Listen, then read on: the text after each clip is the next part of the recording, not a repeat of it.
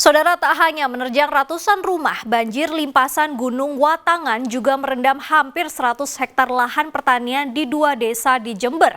Berbagai jenis tanaman pertanian termasuk padi dan cabai mati hingga mengakibatkan kerugian petani.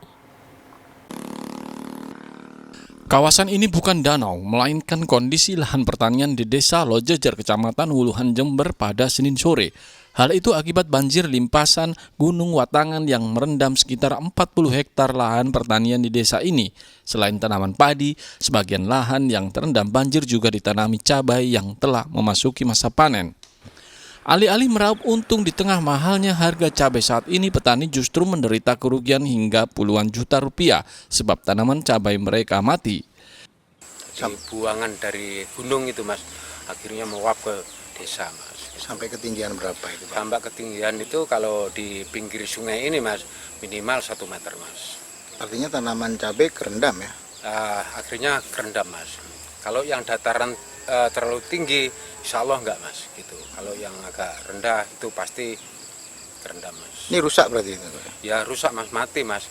Gitu. Gagal panen ya? Gagal panen, semua petani ini gagal panen, Mas. Gitu. Tak hanya di Desa Lojejer, banjir limpasan Gunung Watangan juga merendam puluhan hektar tanaman sayur mayur dan palawija lainnya di Desa Sumberjo, Kecamatan Ambulu. Otomatis ini untuk tanaman ini tidak bisa panen, sebagian yang untuk cabai dan tanah untuk pembibitan pari ini pesemaian harus menyemai ulang. Ini agak banyak luasan ini.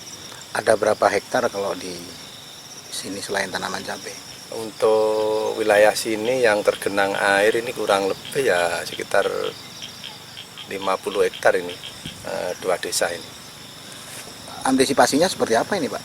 Ya ini nunggu air surut baru kita mengerjakan persemaian lagi, nanti takutnya tertinggal dengan teman-teman yang lain mau tanam padi.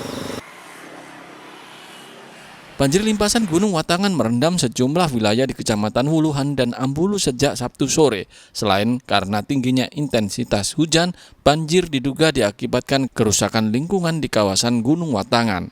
Tommy Iskandar melaporkan dari Jember.